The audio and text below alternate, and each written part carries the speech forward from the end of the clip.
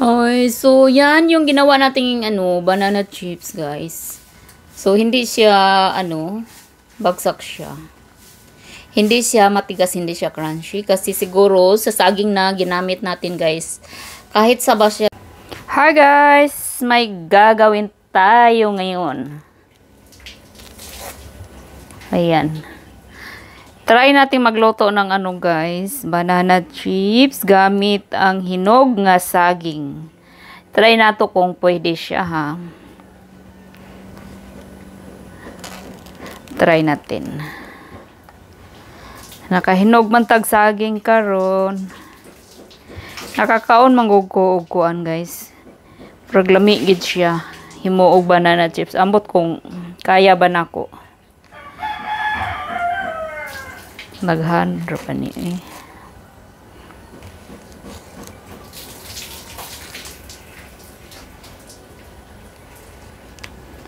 Balatan muna natin to lahat, saka natin i-slice. Dapat mag-slice ganito, guys, yung sobrang nipis. Maganda to siya, masarap siya gawing chips kasi hindi mo na kailangan magdagdag ng asukal. Kasi matamis na siya eh. Perituhin na lang natin.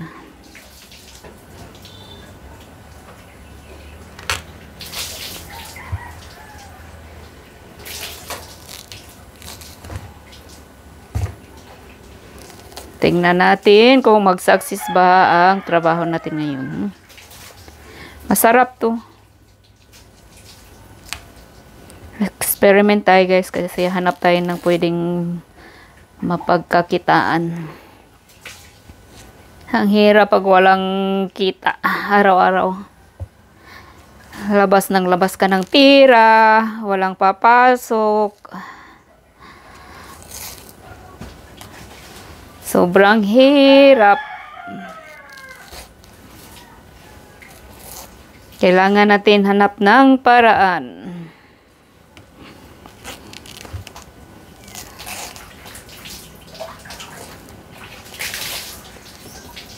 So, ayan. Last na tong isang piraso.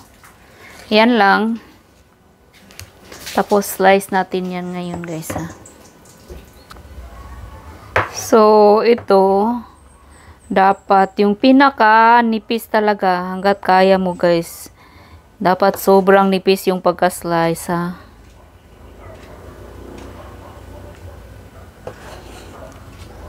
Para maganda yung result niya. Ayan. Medyo makapal-kapal pa nga to. Pero ito lang ang kaya ko abutin. Pero sana naman maging okay to siya, guys.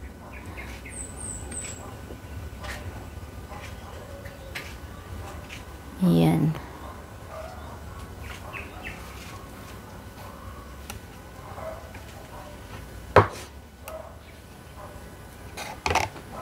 Gamitan natin ng tinidor kasi maano siya, madulas. Hinog kasi. Dapat matalas at manipis yung kutsilyo nyo, guys.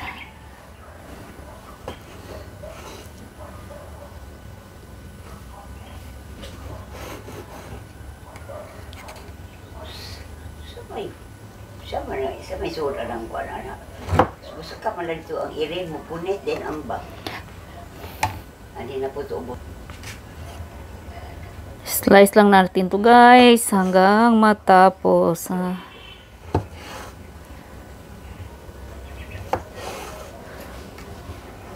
Medyo matrabaho lang siya, guys, pero pag gusto mo talaga ng tiyaga-tiyaga lang talaga. Ayan.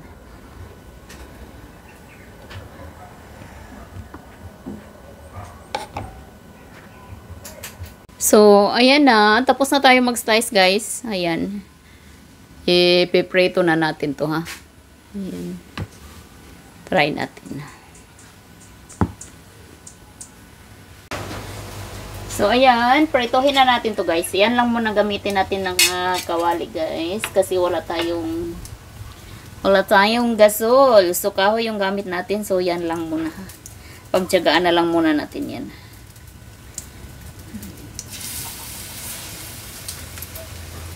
Yan. Sana maging okay to guys. Successful yung trabaho natin. Ayan. Ito yung pinag-slice natin na maninipis. Hindi nga to masyadong manipis eh. Kasi mahirap siya kasi madulas, malambot.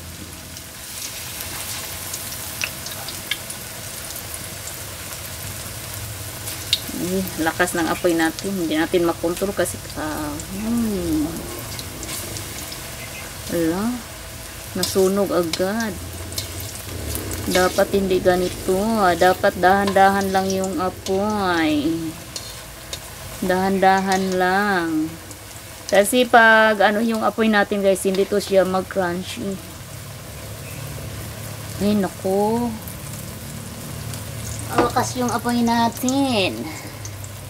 Hindi to pwede. Hindi to siya crunch. Hindi siya mag-crunchy kung pabigla-bigla. Ayun.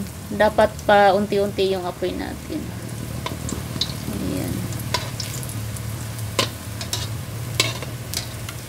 Hayaan natin to. Baka sa next ano natin, magiging okay na siya. Kunin lang natin to kasi baka masunog, mapait siya ha. Ayan.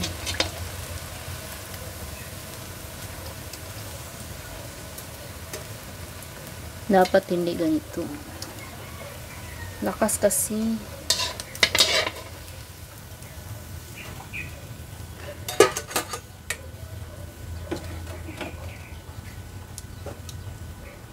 Ayan.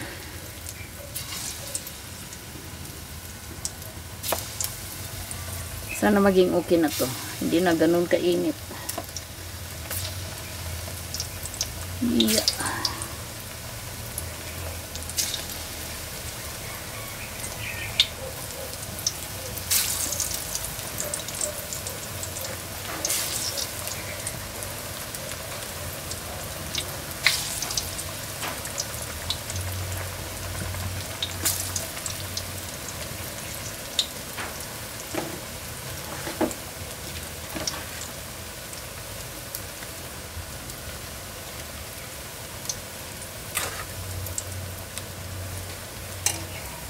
Ay, may dumikit dito.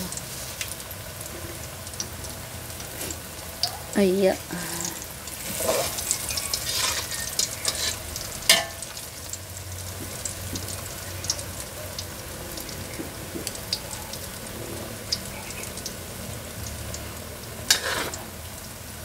so, dapat maganda siya sa ano guys, kasi makontrol natin yung apoy natin. Eh, ngayon kasi guys, wala tayong gasol. Naubusan tayo kaya dito lang muna tayo. Pero in fairness, masarap to siya kasi hinog siya. Di mo na siya kailangang lagyan ng asukal para ano.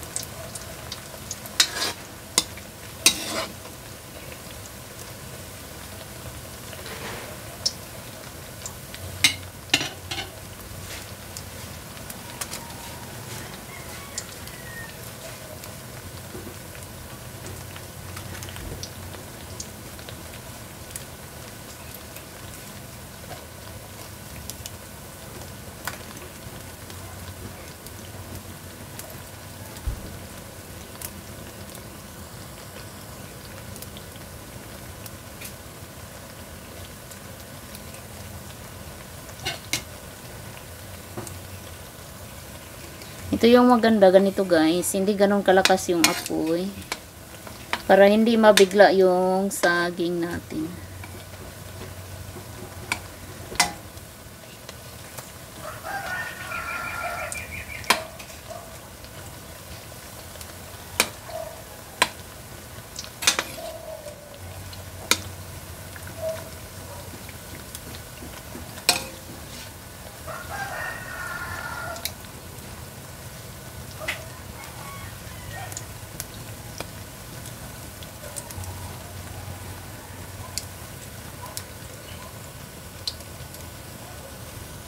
Okay, so yan yung ginawa nating ano, banana chips, guys. So hindi siya ano, bagsak siya. Hindi siya matigas, hindi siya crunchy kasi siguro sa saging na ginamit natin, guys. Kahit saba siya, pero iba-iba kasi yung variety ng saba. Ito malambot kasi yung klase niya. Hindi natin napansin. Kaya, ayun. Hindi siya hindi siya malambot. Ay, hindi siya matigas. Malambot siya. Pero masarap pa rin. So, thank you for watching. Ayan, si saging natin. Hindi masyadong crunchy, guys. Kasi medyo malambot na talaga yung saging. Dapat yung hindi pa masyadong hinog. Tapos, makapal talaga yung pagka-slice ko. Hindi siya ganun ka nipis. Dapat sobrang nipis talaga yung pagka-slice. Hindi siya ganun ka crunchy, ha.